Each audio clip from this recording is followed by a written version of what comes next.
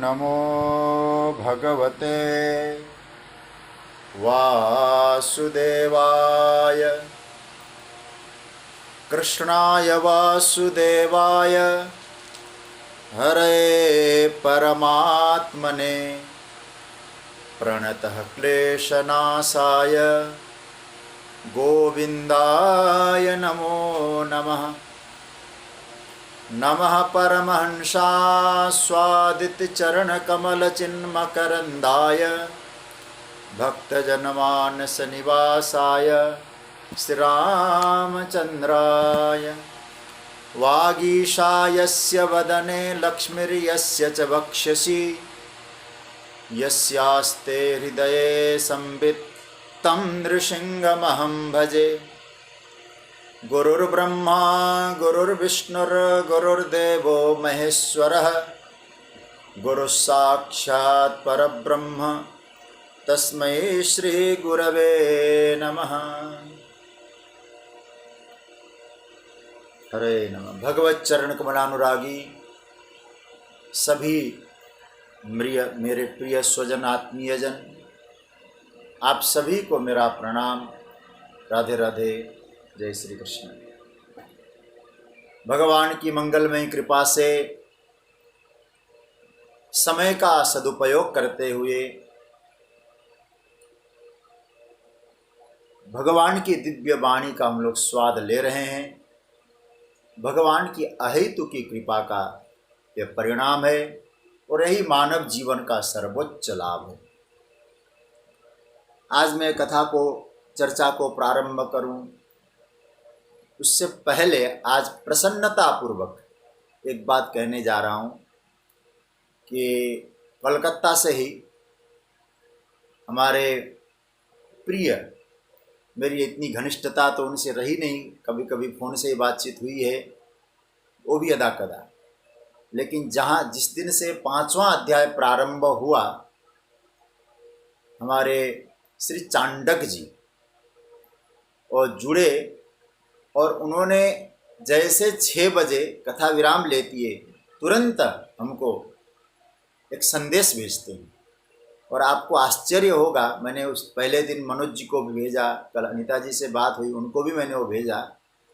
इतने कम समय में जो यहाँ कहा गया है ठाकुर जी की कृपा से अथवा परमात्मा ने मेरे द्वारा जो बुलवाया है, उसका उन्होंने सार बहुत संक्षेप में हूबहू उसी प्रकार से तैयार करके हमको भेज देते हैं और हमको भी बहुत प्रसन्नता होती है। मैं अपनी प्रसन्नता चांडक जी का स्नेह स्मरण करते हुए प्रसन्नता व्यक्त करता हूँ। बहुत अच्छा लगा, आप जो है इतने कम समय में एकदम विस्तृत ही कहूँगा मैं, आप तुरंत लिख कर भेज देते हैं, बहुत अच्छा है। आपको मेरा प्रणाम। भगवान की मंगलमय कृपा से हम लोग 5वें अध्याय की चर्चा में हैं और कल दूसरे श्लोक की हम लोग चर्चा कर रहे थे। और दूसरे श्लोक में भगवान ने संन्यास और कर्मयोग, इन दोनों के विषय में पहले तो स्पष्ट कह दिया, दोनों ही कल्याण का मार्ग है।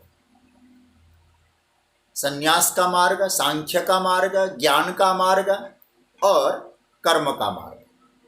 संन्यास सांख्य में एक ही बात कह रहा हूं, तो वो मार्ग और कर्म, निष्काम कर्मयोग का मार्ग, दोनों ही मार्ग कल्याण करने वाले हैं। लेकिन कल एक चर्चा आई, मैं पुनः उसी भूमिका में आप सबको उसी प्रक्रिया में ले जाना चाहूँगा। वह एक चर्चा आई कि मार्ग तो निश्चय है, हम अपनी पात्रता को देखें, हम किस मार्ग के योग्य है और किस मार्ग में हम यात्रा कर सकते हैं। आपको चयन करना है मार्ग, अपनी योग्यता, अपना स्वभाव, अपना स्वरूप, हमारी स्थिति को जानकर। इसलिए देखिए, कर्मयोग की जब चर्चा आती है तो भगवान कहते हैं कि अपनी पौरुष को देखे बिना भी कर्म में प्रवृत्त न हो। अनुबंधम क्षयम हिंसाम अनवेक्षम च पौरुषम मोहात आरभ्यते कर्म यत्तत्ताम समुच्यते। 18वें अध्याय में भगवान ने तामस कर्म की चर्चा की। हम अपना देखें पहले, हम इसको पूरा कर सकते हैं कि नहीं, इस मार्ग में चल सकते हैं कि नहीं, हमारा प्रयास इसमें संभव है कि नहीं। दोनों मार्ग श्रेष्ठ है, हम किस मार्ग के लायक है हम चिंतन करें।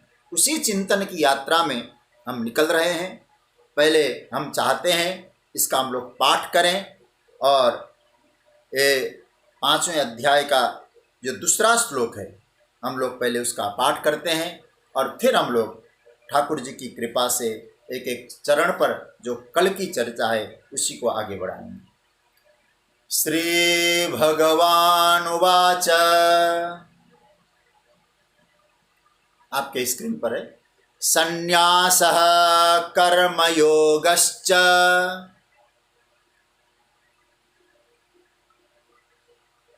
निःश्रेयसकरा बुभौ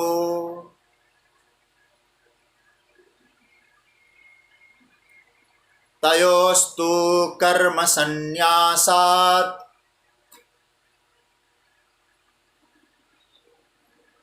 कर्मयोगो विशिष्यते। भगवान ने कहा कि अर्जुन, संन्यास और कर्मयोग दोनों ही कल्याण करने वाले हैं। तयोस्तु उन दोनों में से, कर्म संन्यासात कर्म के संन्यास सांख्य से, कर्मयोग विशिष्यते श्रेष्ठ है। क्यों श्रेष्ठ कहा गया? मैंने कल पहले तो 3 बातें आपके सामने रखी, कुछ विस्तार से भी हुआ और मैंने शुरुआत में कहा था कर्मयोग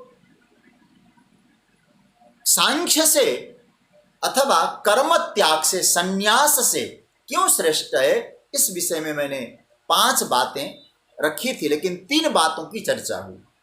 पहली बात आई कि साधारण रूप से कर्म मार्ग में जो लगा है उसके लिए संन्यास मार्ग की अपेक्षा कर्म मार्ग श्रेष्ठ इसलिए बताया गया क्योंकि यहाँ कहा कि हम उसके,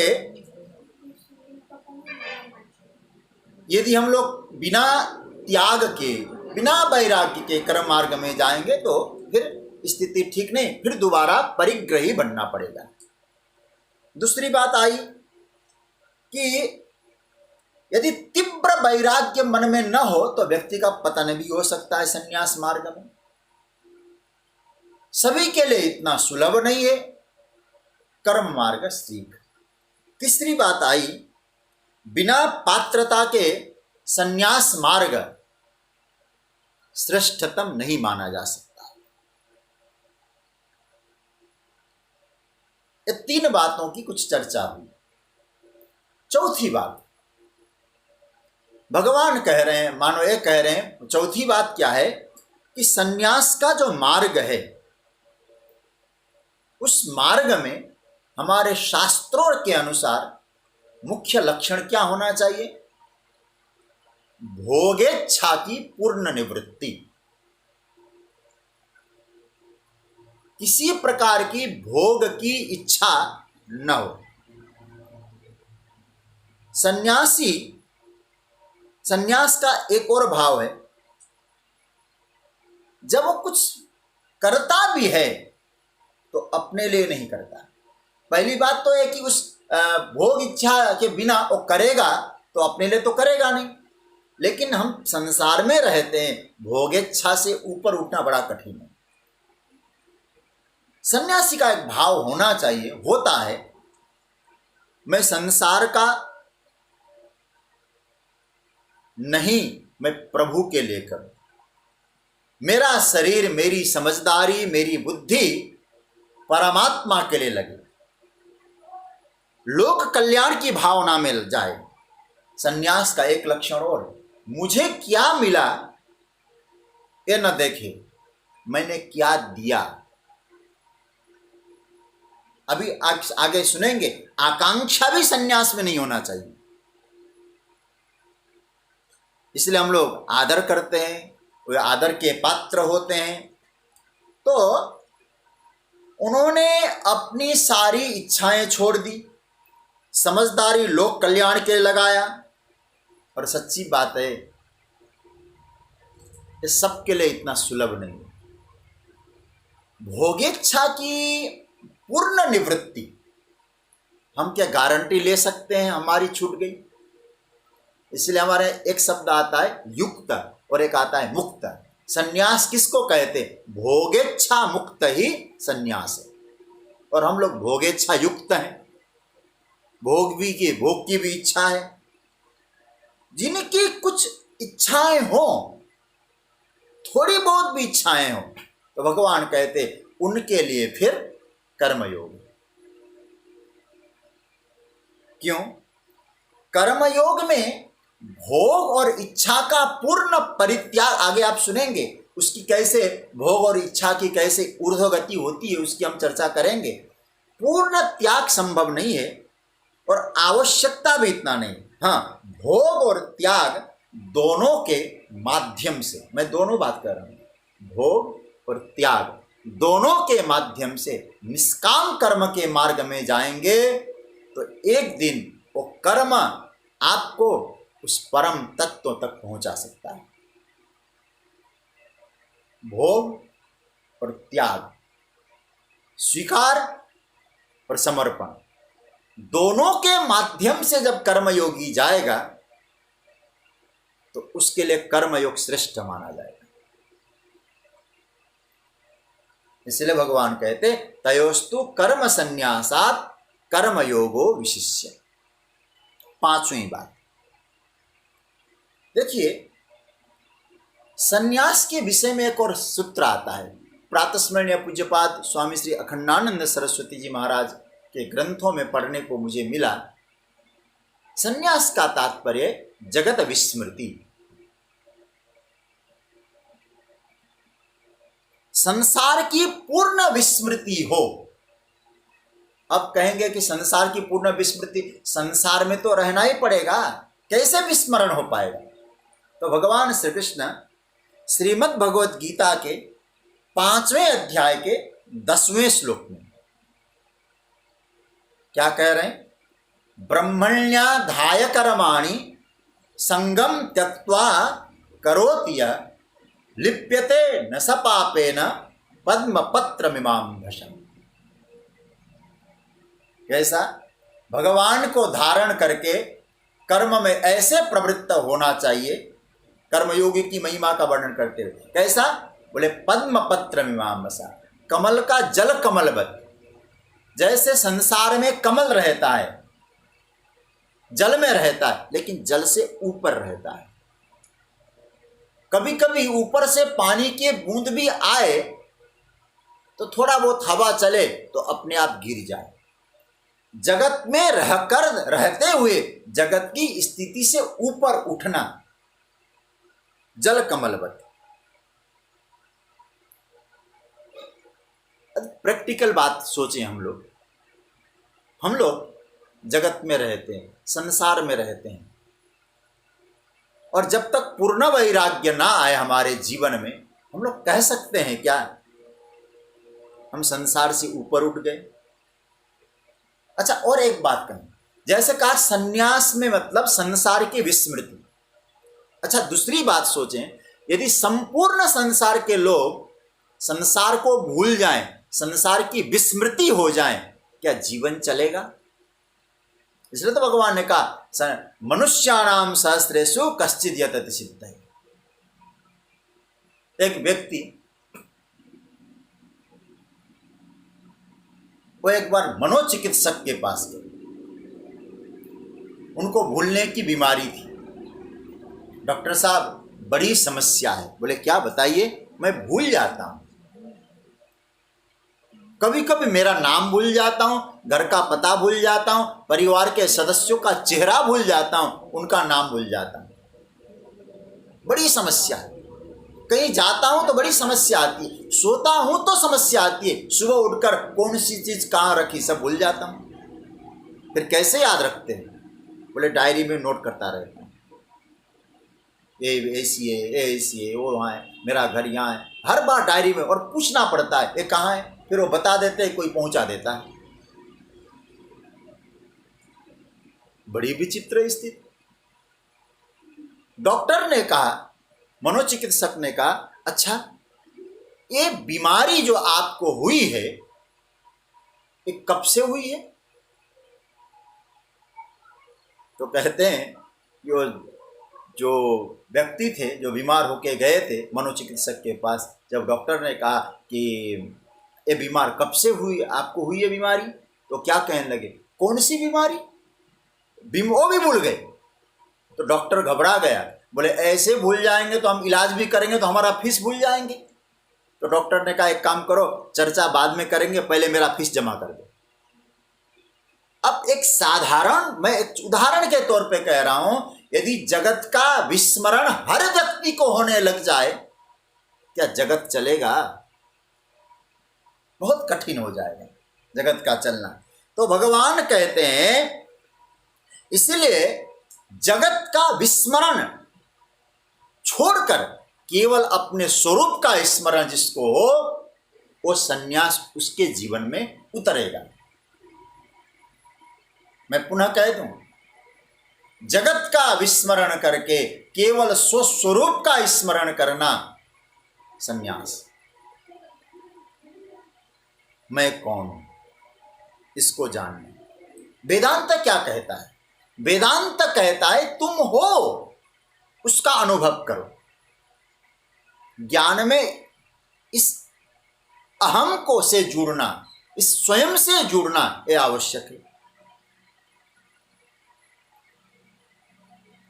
एक छोटी सी बात मुझे स्मरण में आ रही है। एक बार गुरु और शिष्य के बीच में चर्चा चल रही थी। गुरु ने कहा आज मैं कुछ प्रश्न करना चाहता हूं। हर बार आप लोग मुझसे प्रश्न करते थे, मैं आपसे प्रश्न करना चाहता हूं, बोलिए। तो सब लोगों ने से पूछा मैं कौन हूं? बोले आप हमारे गुरुजी हैं। फिर आप मनुष्य हैं, मेरे गुरुजी हैं। तो गुरुजी ने कहा एक आज मैंने सपना देखा, सपने में मैं तितली बन गया था।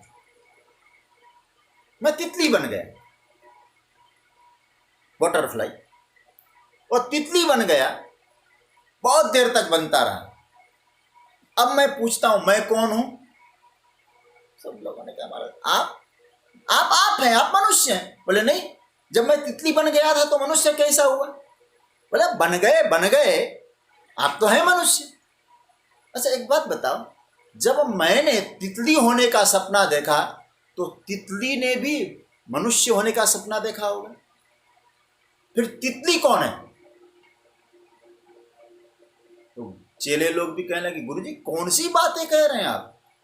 तितली तितली है, आप है। ये तो सपना था, एक सपने की तरह बह गया। तो गुरुजी ने कहा यदि वह सपना था तो ये भी सपना है कि मैं अपने आप को मनुष्य समझ रहा हूं। ये भी सपना है। क्यों? बोले मैं अपने स्वरूप को समझूं, मैं मनुष्यत्व से भी ऊपर उठ जाऊं। एक ज्ञान की अवस्था। कस्त्वम कोहम कुता आयात कामे जननी को मेतात। मेरे होने का प्रमाण क्या है?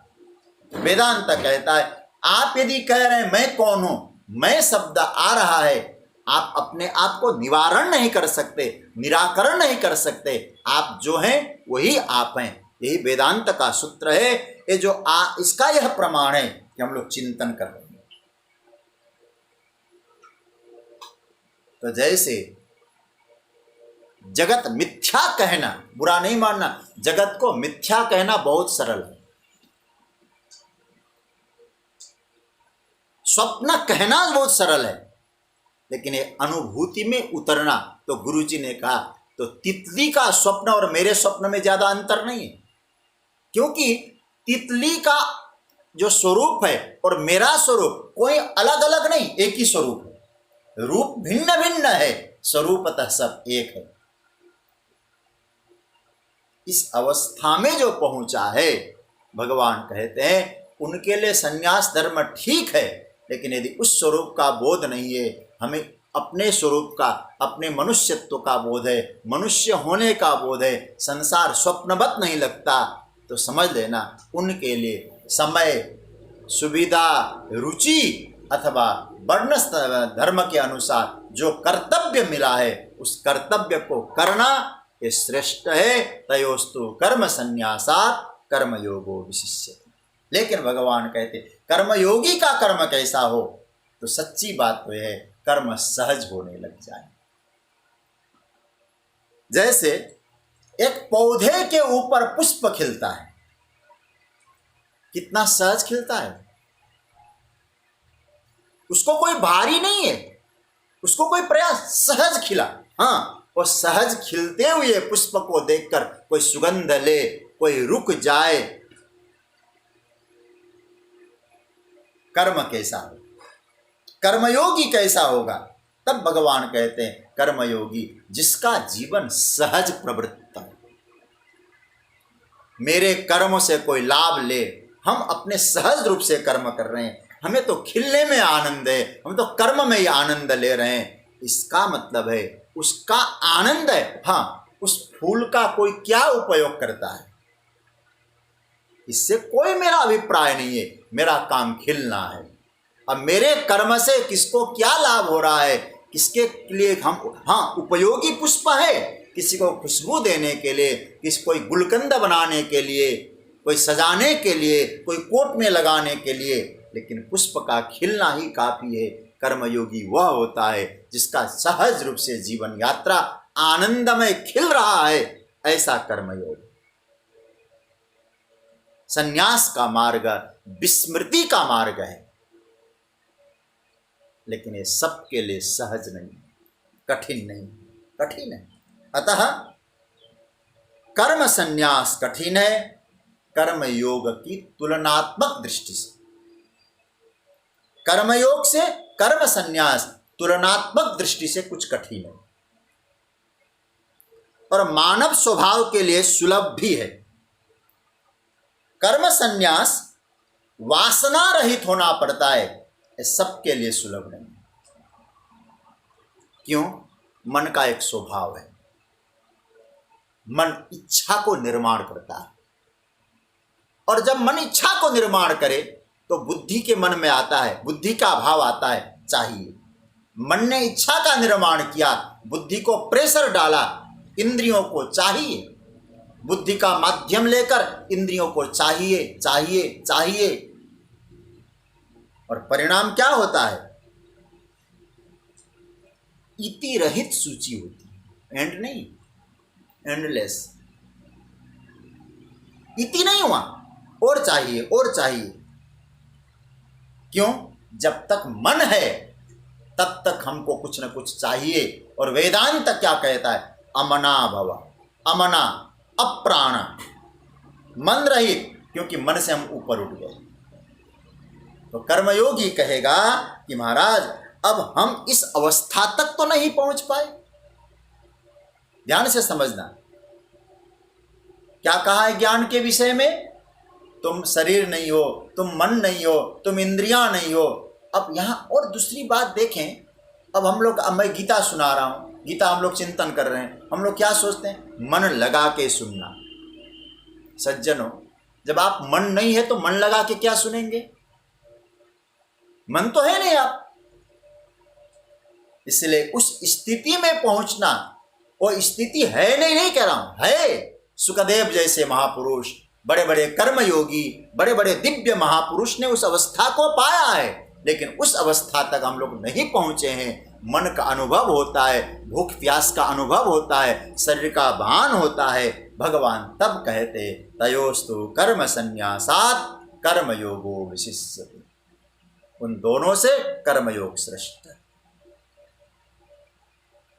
गीता आज बहुत प्रासंगिक है, कोई नया आरोपण नहीं है, और सच्ची बात कहूं आरोपण भी नहीं है और असंभव भी बात गीता ने नहीं कही। कर्म की बात करेंगे तो श्रेष्ठ रूप से हम कर्म के में प्रवृत्त हो जाएं। श्री कृष्ण का देदीप्यमानता देखिए, और आज मैं थोड़ा चिंतन कर रहा था, मैं अपने परिवार के सदस्यों से भी ये बात कर रहा था, मेरे मन में आज एक भाव आया। हम भगवान की पूजा करते हैं, अच्छी तरह से पूजा करनी चाहिए। हमारे परमात्मा श्री कृष्ण हमारे लिए सर्वस्व है। लेकिन कभी कभी सोचें, पूजा करें लेकिन भगवान को न समझ पाए, भगवान का दर्शन नहीं समझ पाए, भगवान का वक्तव्य न समझ पाए, ये भी तो इतना श्रेष्ठ नहीं माना जाएगा। क्या सोचना है हमें? हम भगवान की पूजा भी करें, भगवान के वक्तव्य को समझें, भगवान के दर्शन को समझें। भगवान, मैं गीता को जब देख रहा हूँ आजकल, हालांकि ठाकुर जी की कृपा से कई बार पढ़ने का अवसर मिला, मेरे पूज्य गुरुदेव ने मुझे गीता का अध्ययन कराया। जब भगवान कर्म की चर्चा करते हैं तो श्रेष्ठ रूप से करेंगे, और 7 अध्याय से लेकर जब 12 अध्याय तक भक्ति की यात्रा में जाएंगे भगवान, तो भक्ति का क्या स्वरूप परमात्मा प्रस्तुत करेंगे। और 13 अध्याय से जब 18 अध्याय तक की चर्चा होगी तो ज्ञान का क्या उच्चतम शिखर ठाकुर जी स्पर्श करा देंगे। भगवान कहना चाहते हैं, जिस कर्म में जाओ अपनी योग्यता देखकर उस कर्म में पूरी तरह से तल्लीन हो जाओ। भक्ति में हो तो भक्ति की यात्रा आपकी योग्यता कैसी है, यदि उस अवस्था में नहीं पहुंचे हैं तो आप कर्म में प्रवृत्त हो जाओ। निष्काम कर्म से श्रेष्ठ कोई साधन नहीं। मार्ग के बारे में भी आग्रह नहीं किए प्रभु ने। साधना पथ में हम लोग पसंद करें, भगवान ने यह भी नहीं कहा कि तुम इसे पसंद करो। भगवान ने कहा, हमने मार्ग बता दिया है, फूल खिल गया है, उपयोग कैसे करना है। कर्म, भक्ति, ज्ञान।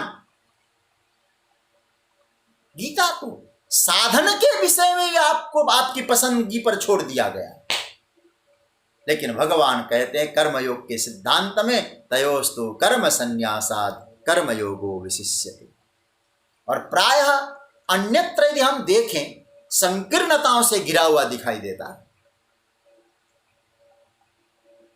ऐसी माला पहने, ऐसा चंदन लगाएं, ऐसा तिलक करें, और बुरा नहीं मानना, हमने दीवारें खड़ी कर दी है ऐसी बातें कर, और उस दीवार के बाहर हम जाना भी नहीं चाहते। और दीवार के बाहर यदि कोई सत्य भी दिखाई देता है, हम उस सत्य को भी स्वीकारने को राजी नहीं, क्योंकि हमने एक घेरा बना दिया है, एक दीवार बना दिया है, और दीवार में रहने पर हम कृष्ण को समझ ही नहीं पाएंगे। कृष्ण तत्व तो सार्वभौम सत्य है, संप्रदायवाद से ऊपर है।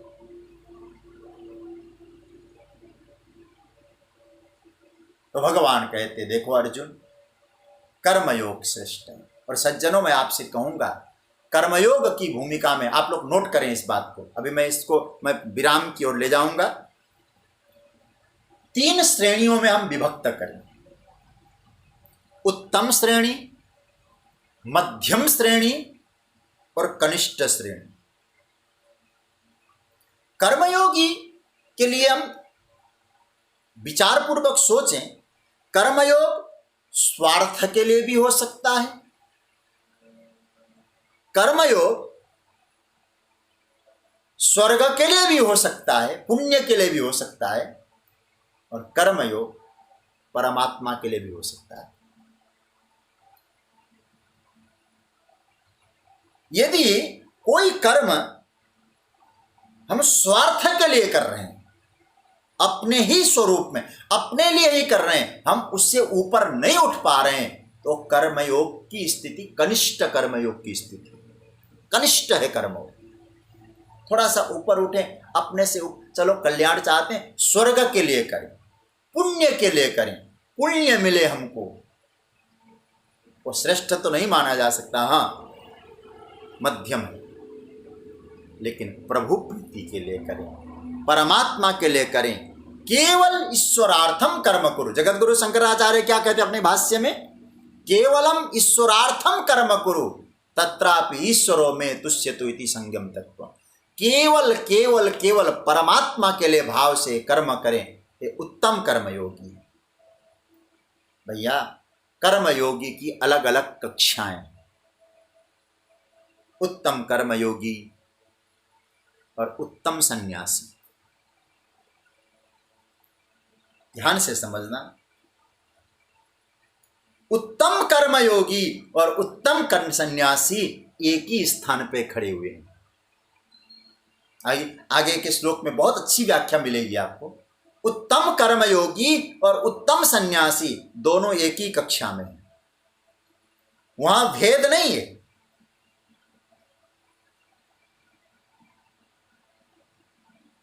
कोई व्यक्ति क्षणिक वैराग्य को लेकर कर्म त्यागे, भगवान पसंद नहीं करेंगे। श्रेष्ठतम अवस्था, कर्मयोग की श्रेष्ठतम अवस्था में ठाकुर जी हमको ले जाना चाहते हैं।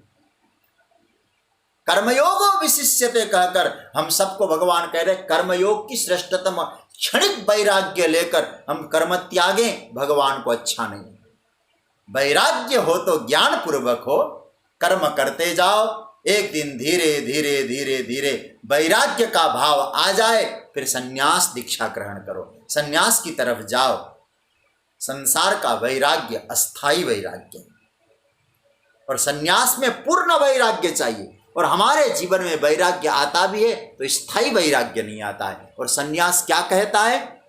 स्थाई वैराग्य से ही संन्यास को समझ सकते हो। अस्थाई वैराग्य हो, कर्म में लगो। हमारे यहाँ 4 प्रकार के वैराग्य की चर्चा की, लेकिन ये चारों प्रकार के वैराग्य अस्थाई वैराग्य है। मैं इसलिए कह रहा हूं, इन अस्थाई वैराग्य जीवन में आए तुरंत फैसला मत लो। कई बार हम लोग ले लेते हैं फिर पछताते हैं। पहला वैराग्य अस्थाई, स्थाई वैराग्य नहीं कह रहा हूं, अस्थाई वैराग्य। पहला वैराग्य उपदेश वैराग्य।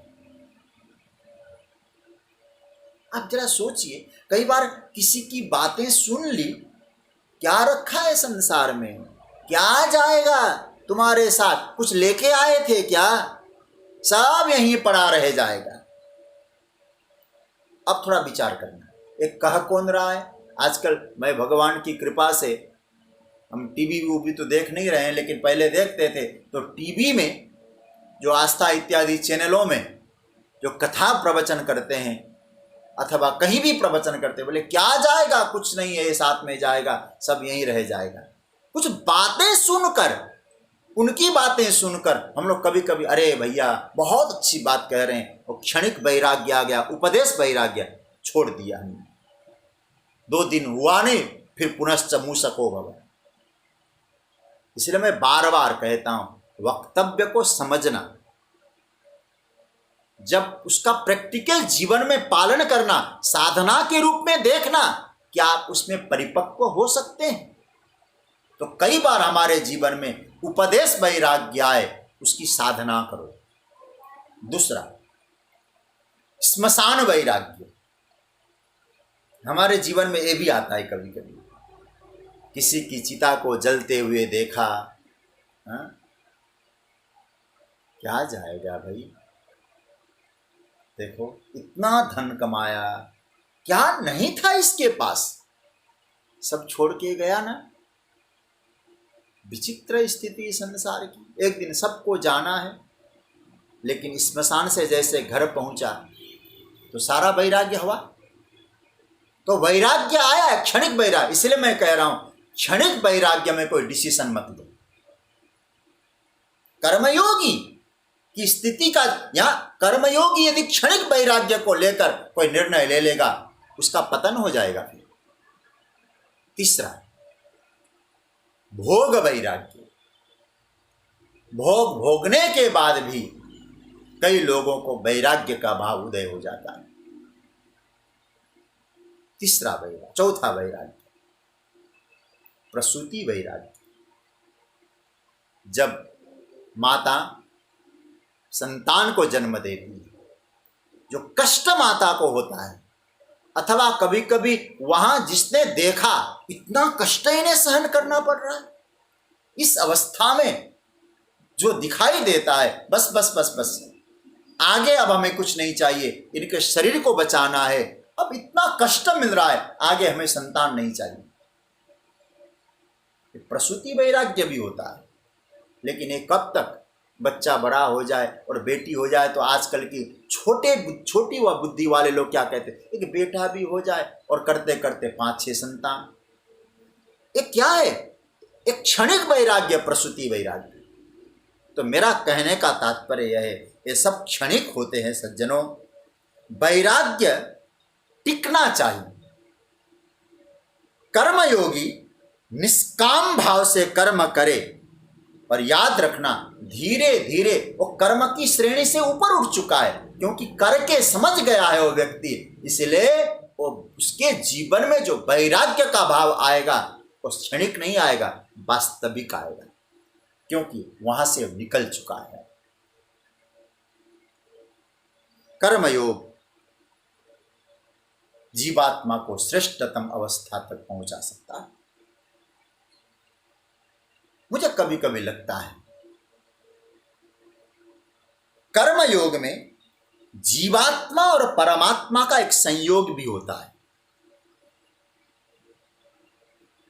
कर्मयोगी अपना निष्काम भाव से मेहनत कर रहा है, परिश्रम कर रहा है, और परमात्मा ऊपर से कृपा दृष्टि दे रहा है। तो मुझे लगता है ये जीवात्मा का परिश्रम, जीवात्मा का पुरुषार्थ, कर्मयोगी का पुरुषार्थ और परमात्मा का अनुग्रह, ये जब दोनों मिलते हैं तो जीवन में कर्मयोग उत्पन्न होता है, निष्काम भाव उत्पन्न होता है और श्रेष्ठ श्रेणी में पहुंचता है। कर्मयोगी यह सोचेगा मुझे जो कुछ मिल रहा है वो केवल मेरे पुरुषार्थ का परिणाम नहीं है, ये तो भगवान की कृपा इस मेरे पुरुषार्थ में सम्मिलित है। आप इतने बड़े बड़े लोग यहाँ बैठ के कथा सुन रहे हैं, ये तो मेरे लिए सौभाग्य की बात है। लेकिन मैं आपसे अपने आप से प्रश्न करने के लिए निवेदन करूँगा। आप कभी अपने आप से पूछिए, भीतर से जवाब क्या आएगा। जो कुछ आज मैं हूँ, जिस स्तर तक मैं पहुँचा हूँ,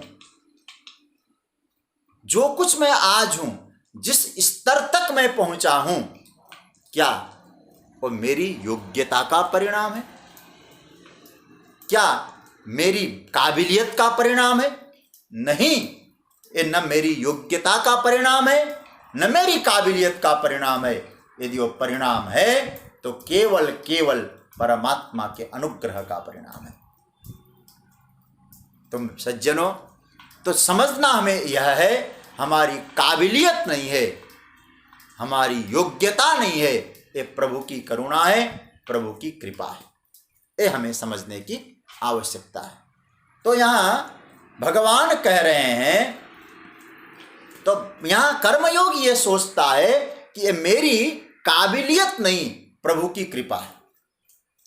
जो कुछ प्राप्त हुआ है केवल केवल परमात्मा की कृपा का। तो कर्मयोगी इसलिए श्रेष्ठ है क्योंकि वो भगवान की कृपा को ही समझता है। तो मैं इस प्रसंग पर यही कहूँगा, तयोस्तु कर्म संन्यासात् कर्मयोगो विशिष्यते। कर्म संन्यास से कर्मयोग श्रेष्ठ है। कई रूपों में देखा जाए तो कर्मयोगी श्रेष्ठतम अवस्था तक पहुँच सकता है। लेकिन पूर्ण वैराग्य न आए तो निष्ठापूर्वक आप कर्म करें, ये भगवान का सूत्र है। सज्जनों, अब आगे जो भगवान ने जो व्याख्या की, केवल छोड़ने का नाम कर्म नहीं, कोई वस्तु को फेंक देने का नाम कर्म नहीं, कोई वस्तु को त्यागने का काम कर्म संन्यास नहीं है, कोई वस्तु को हम लोग तिरस्कृत कर दें, ये संन्यास नहीं है। भगवान ने संन्यास की एक क्रांतिकारी व्याख्या दी है, और एक क्रांतिकारी व्याख्या सुनकर शायद हमें भी आश्चर्यचकित हो सकता है। ऐसी भी व्याख्या आपको संन्यास की मिल जाएगी। कैसी व्याख्या है? बहुत विस्तार करने लायक प्रसंग है। ठाकुर जी ने जो समय आज बचाया है हम लोग चिंतन करेंगे। आइए आप हम सब मिलकर तीसरे श्लोक का पाठ करें। बड़ा दिव्य प्रकरण है और एक एक सूत्र या मनन करने लायक है। मैं बोलूं फिर आप लोग बोलिएगा। गेयः स नित्य सन्न्यासी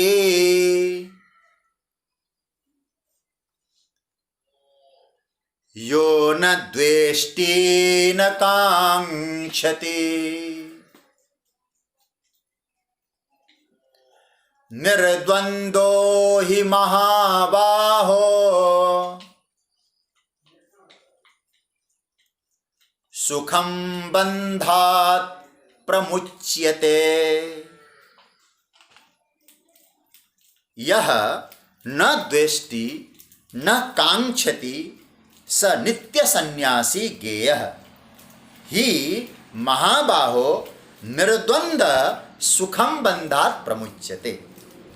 जो न किसी से द्वेष करता है न कोई आकांक्षा रखता है वह नित्य सन्यासी है, ऐसा समझना चाहिए। क्योंकि हे महाबाहो, हे अर्जुन, जो द्वंद्व से रहित हो गया वो सरलता पूर्वक कर्म बंधन से मुक्त हो गया।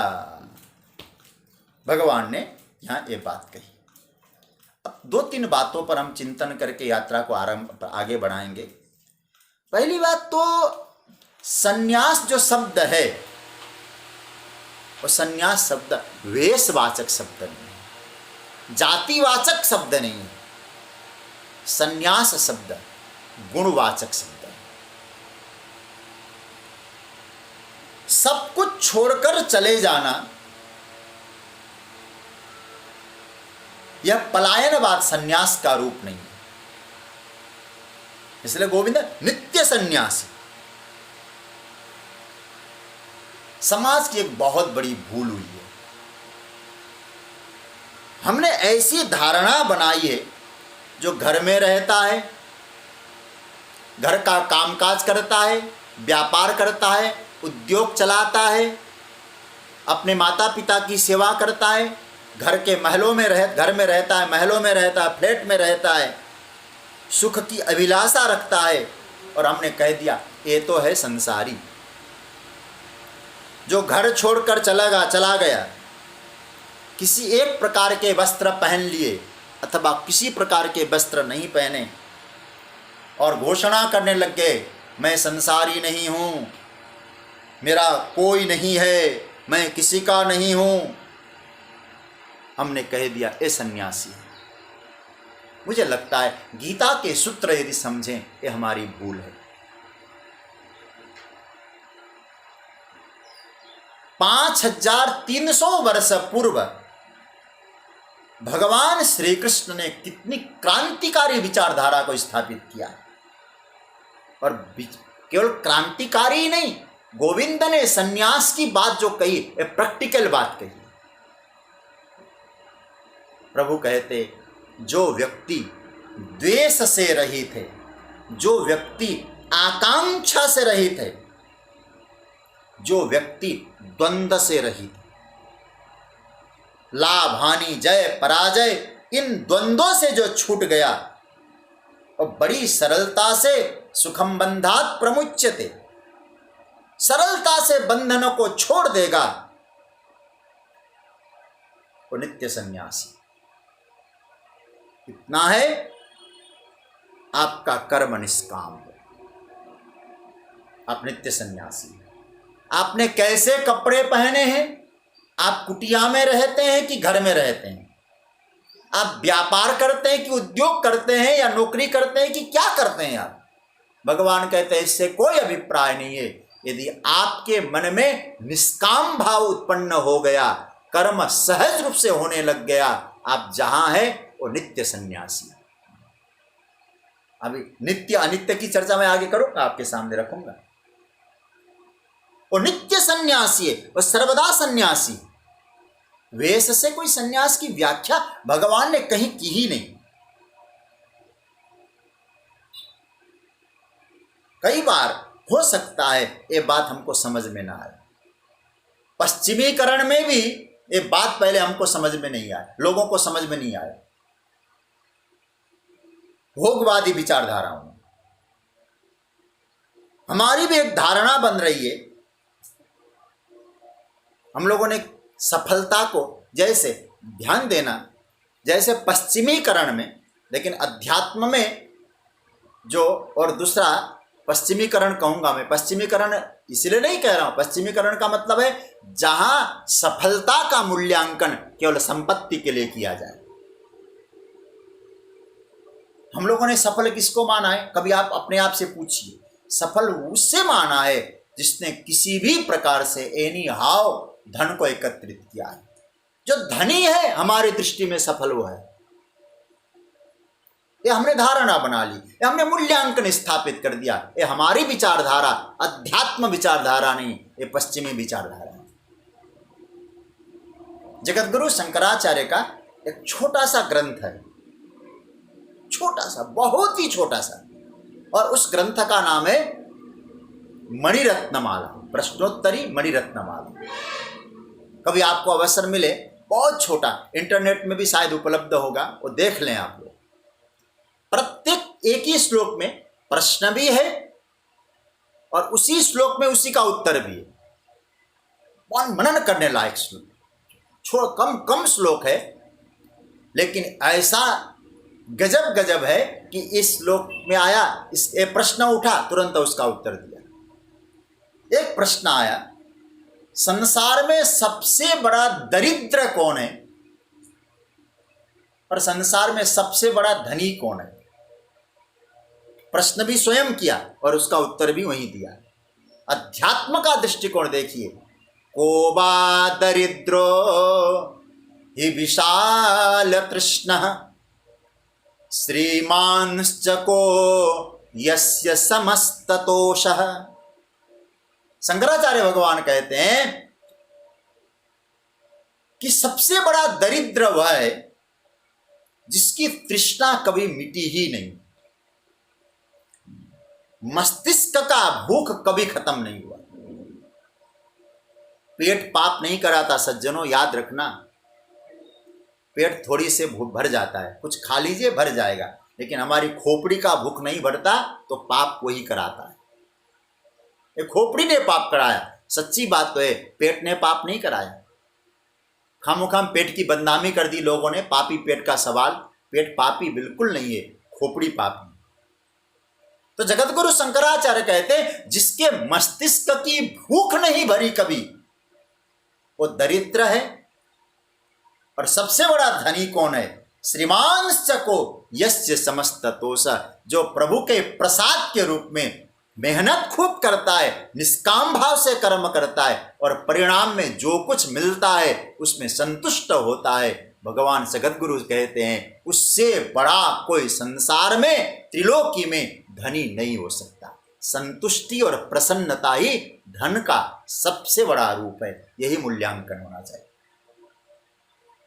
निष्काम जो कर्म योग है उस, और एक बात मैं आपसे कहूं, मैं जब भागवत देखता हूं, मैं सुदामा चरित्र को जब पढ़ता हूं, साधारण रूप में लोगों ने सुदामा चरित्र की स्थिति को बिगाड़ रखा है। एक ठिगना सा दुबला पतला लोग बना दिया, जब ऐसे रूप बना दिया जाता है, लकड़ी के सहारे जैसे तैसे कमर झुका के जाता है, चार मुट्ठी चा, अरे इतना बड़ा प्रसंग। आप कभी पढ़िए सुदामा चरित्र। गोविंद क्या कहे, सुखदेव जी क्या कहते हैं? कृष्णस्यासीत सखा कश्चित ब्राह्मणो ब्रह्मवित्तम। सुखदेव जी के शब्द बोल रहा हूं मैं। श्री कृष्ण का एक सखा था, ब्राह्मण था और ब्रह्मत्व की संपत्ति में सबसे बड़ा धनवान था। कहाँ कहा है दरिद्र कृष्ण सुदामा को? किसने कहा है गरीब सुदामा को? सुखदेव जी कहते सबसे बड़े धनी। क्यों? सुदामा जी के पास कुछ भी भले ही न हो, लेकिन सुदामा जी के पास हृदय की प्रसन्नता, मन की संतुष्टि थी। यो न द्वेष्टि न कांक्षति।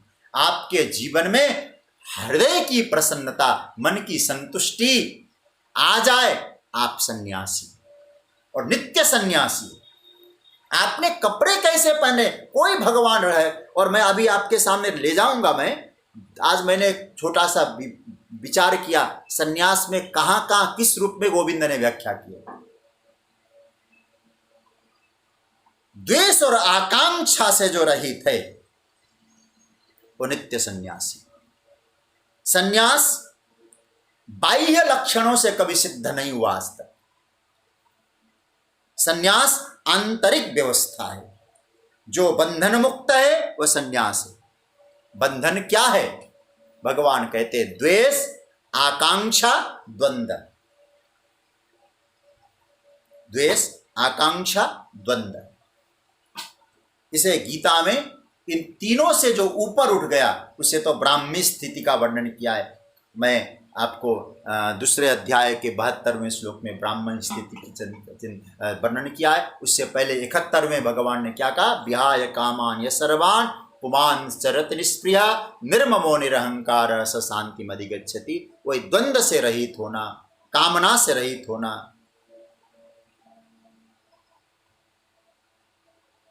इस संन्यास की अवस्था।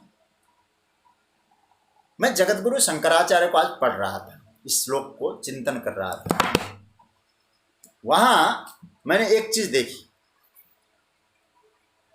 जगतगुरु शंकराचार्य उस श्लोक की व्याख्या में क्या कहते हैं, गेय, जैसे कहा ना गेय स नित्य सन्यासी, गेय ज्ञातव्य स कर्मयोगी नित्य सन्यासी इति यो न द्वेष्टि न किंचित कांक्षति सुखम दुखम, सुख दुख तत्साधने च। भाष्यकार जगतगुरु शंकराचार्य इसी श्लोक की व्याख्या में क्या कह रहे हैं, सुख दुख किसी प्रकार से उसके साधनों में भी आकांक्षा नहीं रखता है। केवल सुख दुख की नहीं, सुख दुख जिन साधनों से प्राप्त हो रहे हैं वो साधन को भी और न आकांक्षा रखता है, न द्वेष रखता है, न द्वंद्व रहता है, और नित्य संन्यास। अब आज मैं आपसे कहूंगा जरा पुस्तक खोल के आप लोग बैठ जाएं, इसलिए छोटी सी पुस्तक को, और जहां जहां आज मैंने थोड़ा गुरुजनों को देखकर, कुछ ग्रंथों को देखकर, कहाँ कहाँ सन्यास की चर्चा गोविंद ने की है और सन्यास का क्या क्या अर्थ आया है, लेकिन कहीं भी वेशवाचक अर्थ नहीं आया है। अलग अलग प्रसंग के अनुसार अलग अलग सन्यास के अर्थ किए। तो आप लोग तैयार हो जाएं, और मैं कहूंगा जहां जहां संन्यस्त, सन्यास शब्द आया हो वह अंडरलाइन जरूर करिएगा। आपको बाद में गीता में एक बार विचरण कर लेते हैं, हो सकता है आज मैं मनोज जी से भी निवेदन करूंगा 5 मिनट यदि देरी हो तो आप आनंद लीजिएगा। देखिए, तीसरे अध्याय का 30 नंबर का श्लोक, थोड़ा हमने आज खोजा है, कोशिश की है महापुरुषों का चिंतन करके। तीसरे अध्याय का 30 नंबर का श्लोक, इसमें भगवान ने सन्यास का क्या अर्थ किया। 3 जगह भगवान ने सन्यास का भगवत अर्पण जो कर्म है उस कर्म को सन्यास का है। तीसरे में 30, मयि सर्वाणि कर्माणि सन्यस्य, ये सन्यस्य में अंडरलाइन करिएगा। अध्यात्म चेतसा सन्यस्य, यहां क्या अर्थ आया, जो संपूर्ण कर्म को अध्यात्म चित्त होकर मुझ में समर्पित कर दे। 12वें अध्याय का 6ठा श्लोक, उसमें भगवान क्या कहते हैं, एतु सर्वाणि कर्माणि मयि सन्यस्य मत्परा। देखिए, मयि सन्यस्य, इस सन्यस्य में अंडरलाइन करिएगा। संपूर्ण कर्म जो मुझ में मेरे परायण होकर समर्पित कर देता है। अब आप जाइए, यहां भी सन्यास का अर्थ समर्पण आया। 18वें अध्याय का 57वां श्लोक, 57वां श्लोक, उसमें आप जाएं और देखें, सन्यास के बारे में भगवान कहते, चेतसा सर्वकर्माणि मयि सन्यस्य मत्परः, चित्त से संपूर्ण कर्मों को मुझ में समर्पित करता है मेरे परायण। तो इन 3 जगह आपको क्या मिला, यहां मिला कि सन्यास का अर्थ भगवत अर्पण। 18वें अध्याय का ही दूसरा श्लोक, आज थोड़ा गीता में विचरते हैं आपके साथ। यहां सन्यास का अर्थ क्या किया है, काम्यानाम कर्मणाम न्यासम सन्यासम कवयो विदुः। यहां तो पूरी डेफिनेशन ही दे दिया भगवान ने। काम्य कर्मों का न्यास, काम्य कर्मों का समर्पण, त्याग, यह सन्यास है, यह सन्यास का अर्थ है। अब आइए आप 5वें अध्याय का 13 नंबर का श्लोक। 5वें अध्याय, इसी अध्याय में हम लोग 13 नंबर का यदि श्लोक देखते हैं तो वहां क्या कहा है प्रभु ने?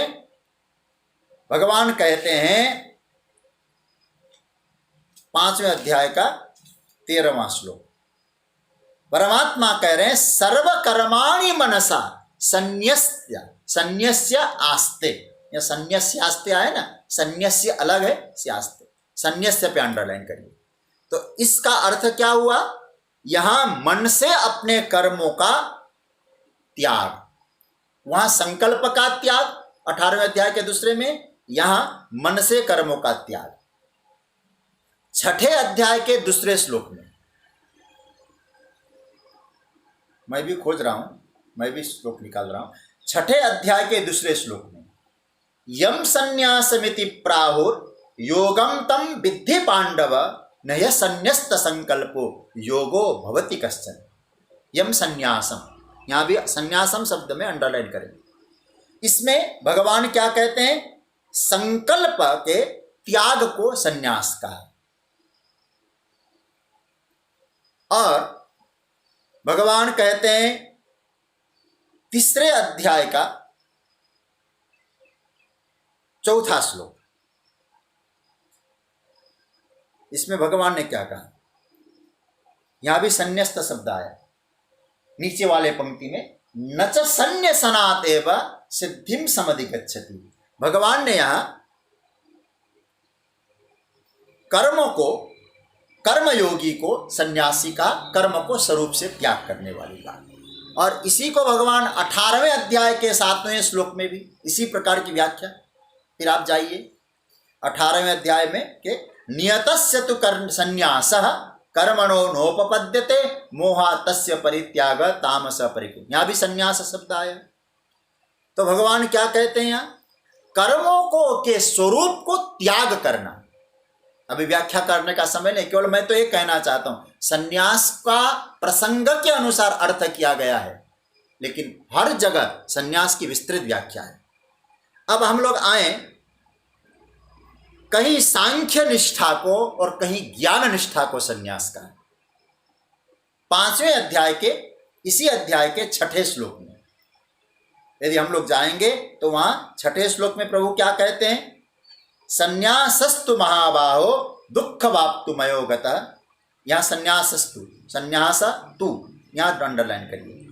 और इसमें क्या कहा? योग युक्तो मुनिर ब्रह्म न चिरेणाधिगच्छति। भगवान कहते हैं महाबाहु, संन्यास को भगवान ने यहां सांख्य के रूप में अथवा ज्ञान के रूप में, और 18वें अध्याय के 49वें श्लोक में आज थोड़ा विचरणी करते हैं। 18वें अध्याय के 49वें श्लोक में भी क्या आया? असक्त बुद्धि सर्वत्र जितात्मा विगत स्पृह नैष्कर्म सिद्धिम परमाम संन्यासे नाधिगच्छति। भगवान यहां भी ज्ञान निष्ठा को भगवान संन्यास कह रहे हैं, और कर्मयोगी तो सन्यासी है ही है। इस बात को भगवान ने 6ठे का पहला अनाश्रित कर्म फलम कार्यम कर्म करोति, 6ठे अध्याय का पहला श्लोक, अनाश्रित कर्म फलम कार्यम कर्म करोति स सन्यासी च योगी च न निरग्निर्न चापि। कोई अग्नि को न छुए वो सन्यासी नहीं है, अक्रिय रहे वो सन्यासी नहीं है, बल्कि भगवान कहते जो कर्म योगी है वो सन्यासी है। और इसी प्रकार का भाव 18वें अध्याय के 12वें श्लोक में भगवान ने कहा।